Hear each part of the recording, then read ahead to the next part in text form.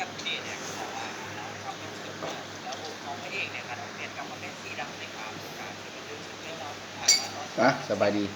พี่น้องประสบสุขคนนะมื้อนี้ปูเวียงซาแนลจะพาพี่พาน้องพาครอบครัวลูกหลานเบิดทุกคนเนาะมากินต้มอึ่งช่วงหน้าฝนนี้ต้มอึ่งแซ่บๆใส่ใบขามอ่อนเนาะต้มอึ่งขอบทุกคนก็ได้แก้มมาแก้วส้มแก้วส้มแก้วส้มเนาะแก้วส้มมา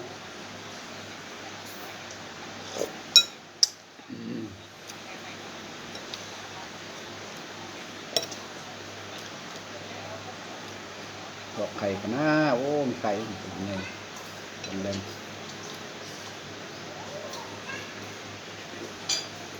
ใครจังเลย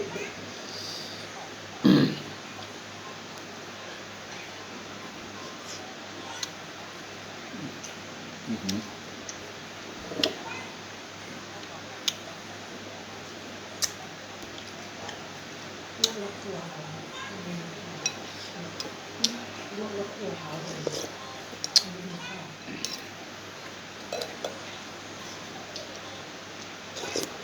ว่าเขาก็กินมันเลย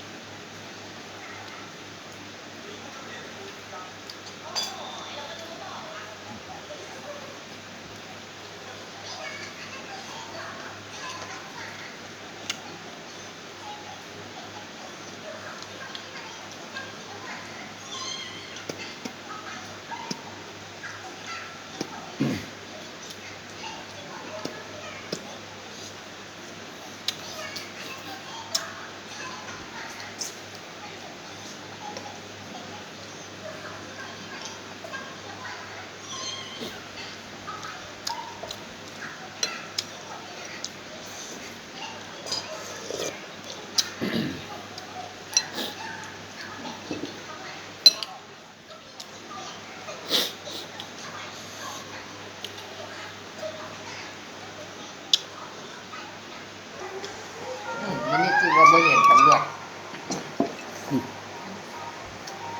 เทศบาลเทศให้เทศสาวแต่ละหมาสองสามหมากประเทศนะ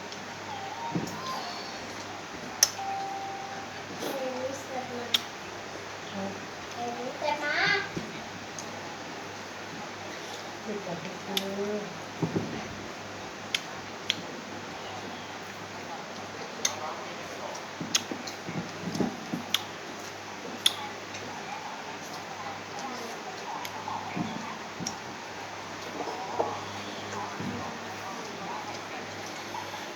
ดูแลน้องหน้าเป็นประเทศไม่ไหวแล้วแต่เอาไหม พอแล้ว มัน พอแล้ว อยากดูกินเนื้อกินเด็กนะใช่ไหม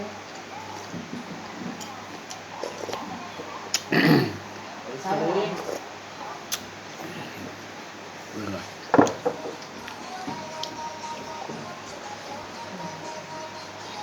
เมื่อเราขี่ดีมั้ง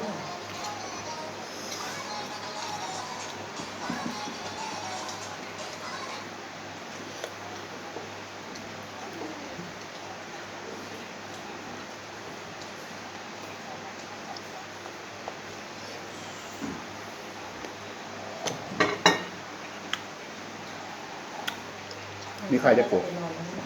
มีไข่จะปลูก มันจะตัวเดียวเลยอ่ะ ตัวใหญ่เห็นบ่ มันไข่ก็บอกว่า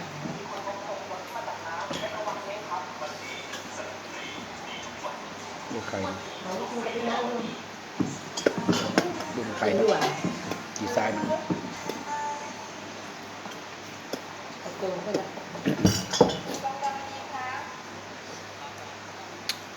หนีตากินสัก กินอีหยัง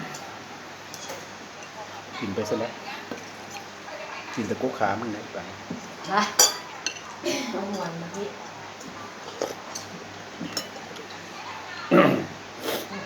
ใครกินข้าว เป็นน้อยๆเนาะ ขี้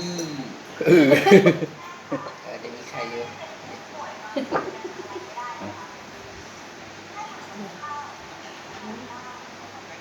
ปลากินกุ๊ก ปานนั้นสิกินยกตู่ที่เป็นอะไร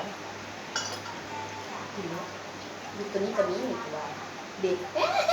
โซ่ผีตัวน้อยนี่ก่อนเนาะเนี่ยเนาะค่อยเอา ปลากระเทียมแยกเข้าแล้ว ปลา เนี่ย ไข่มันไข่มัน นาอีอีก เนาะกับกินอันนี้มันแบบเสียไข่มัน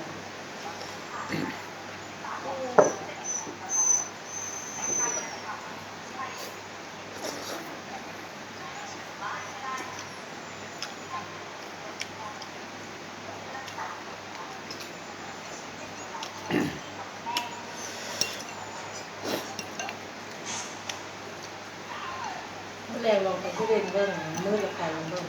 การซับมันให้ ใจหัวยางลงคนเดียวคนใด น้อยปลากระสิไปนี่แหละครับ เอาโค้ง ย่างมันก็ได้ลูกก้านปลายางคนครับ ปลาอื่นปลา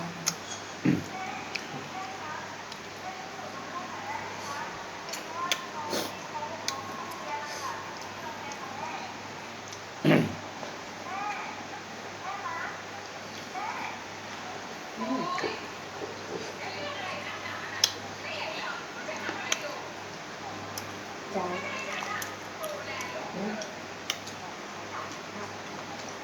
เอาน้ำพ่นหน่อย พี่ชายนะ ลุงเปียพ่นมันออกอยู่เล่นก็มีตะไคร่นะคะพ่นอันนี้มันยังไงมันเตะนะก่อน ผมมันบอก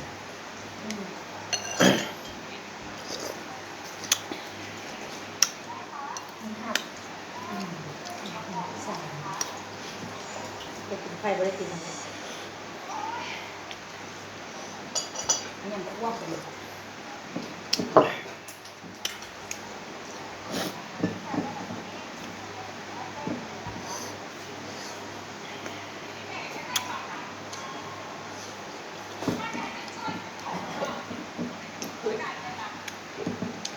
ที่เขาเล่นใหญ่มาดีนะ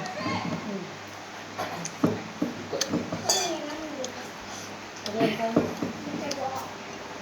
คือว่า ใช้น้ำมันคือบ่ใส่น้ แล้ว ำระยะ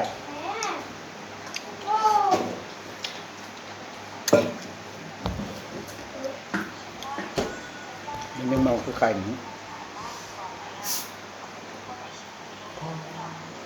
หรือว่าบ่กิน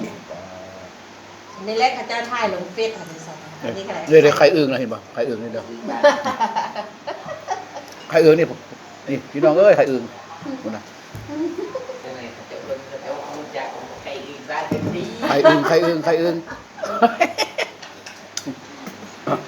ไอ้นู่นอยู่แล้วไปอื้อหัวเดือนเป็นอย่างนี้ สิแม่งแม่แม่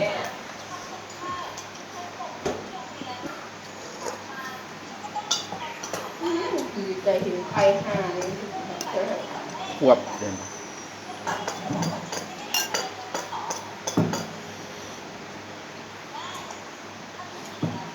ถึงมัน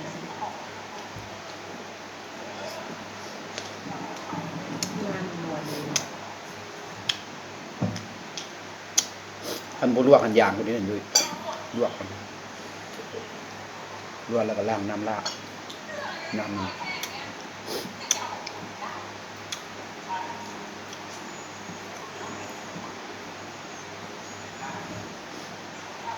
คนละใจขี้เขาก็กลัว